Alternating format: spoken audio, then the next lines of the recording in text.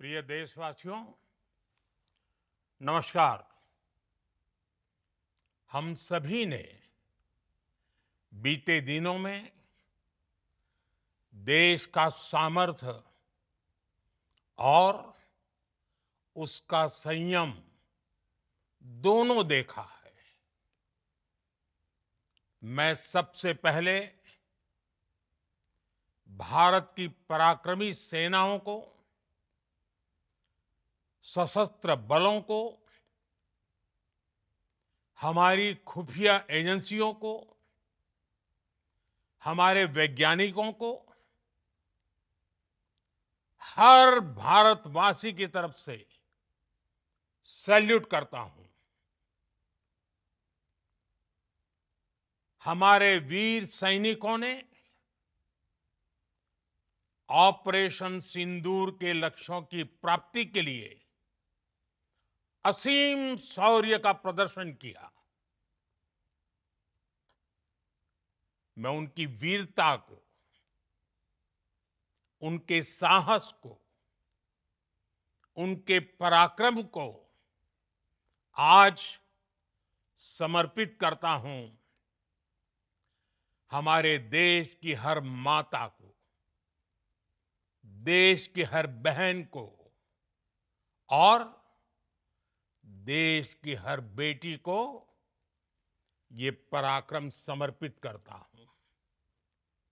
साथियों, 22 अप्रैल को पहलगाम में आतंकवादियों ने जो बर्बरता दिखाई थी, उसने देश और दुनिया को झकझोर दिया था। छुट्टियां मना रहे निर्दोष मासूम नागरिकों को धर्म पूछकर उनके परिवार के सामने, उनके बच्चों के सामने बेरहमी से मार डालना,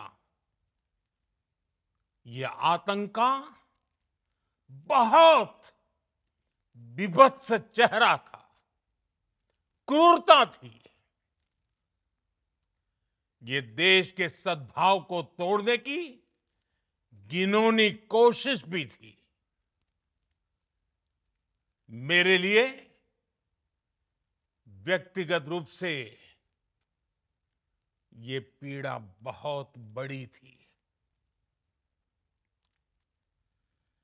इस आतंकी हमले के बाद सारा राष्ट्र, हर नागरिक, हर समाज, हर वर्ग, हर राजनीतिक दल एक स्वर में आतंक के खिलाफ कड़ी कार्रवाई के लिए उठ खड़ा हुआ। हमने आतंकवादियों को मिट्टी में मिलाने के लिए भारत की सेनाओं को पूरी छूट दे दी और आज हर आतंकी, आतंक का हर संगठन जान चुका है कि हमारी बहनों बेटियों के माथे से सिंदूर हटाने का अंजाम क्या होता है। साथियों, ऑपरेशन सिंदूर ये सिर्फ नाम नहीं है, ये देश के कोटि कोटि लोगों की भावनाओं का प्रतिबिंब है।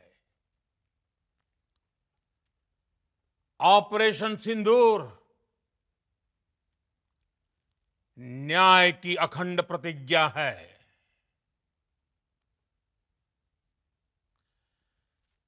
6 मई की देर रात, 7 मई की सुबह पूरी दुनिया ने इस प्रतिज्ञा को परिणाम में बदलते देखा है। भारत की सेनाओं ने पाकिस्तान में आतंक के ठिकानों पर, उनके ट्रेनिंग सेंटर्स पर सटीक प्रहार किया। आतंकियों ने सपने में भी नहीं सोचा था कि भारत इतना बड़ा फैसला ले सकता है। लेकिन जब देश एकजुट होता है, नेशन फर्स्ट की भावना से भरा होता है, राष्ट्र सर्वोपरि होता है, तो फौलादी फैसले लिए जाते हैं, परिणाम लाकर दिखाए जाते हैं। जब पाकिस्तान में आतंक के अड्डों पर भारत की मिसाइलों ने हमला बोला, भारत के ड्रोन्स ने हमला बोला,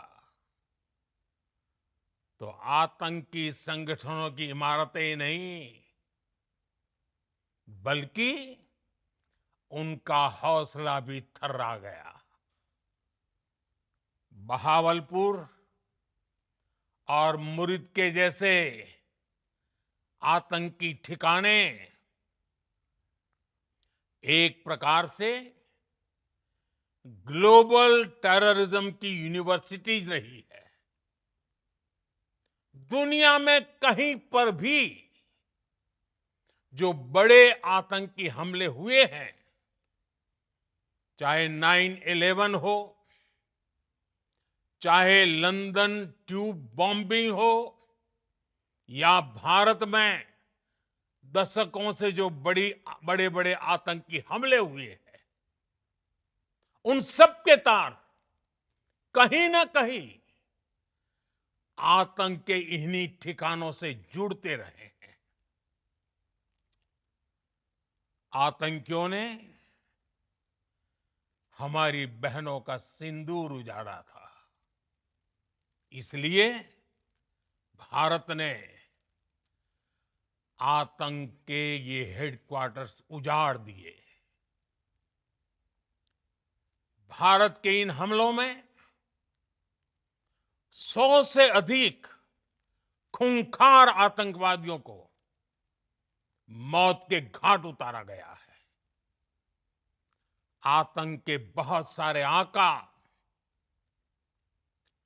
बीते 2.5-3 दशकों से खुलेआम पाकिस्तान में घूम रहे थे,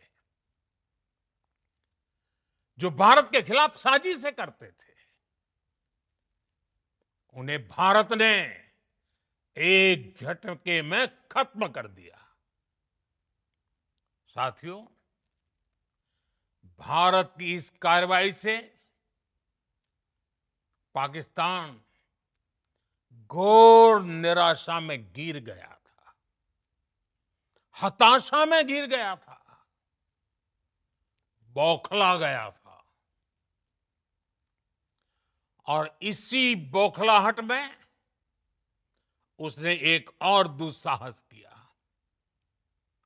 आतंक पर भारत की कार्रवाई का साथ देने के बजाय पाकिस्तान ने भारत पर ही हमला करना शुरू कर दिया। पाकिस्तान ने हमारे स्कूलों, कॉलेजों को, गुरुद्वारों को, मंदिरों को, सामान्य नागरिकों के घरों को निशाना बनाया। पाकिस्तान ने हमारे सैन्य ठिकानों को निशाना बनाया। लेकिन इसमें भी पाकिस्तान खुद बेनकाब हो गया।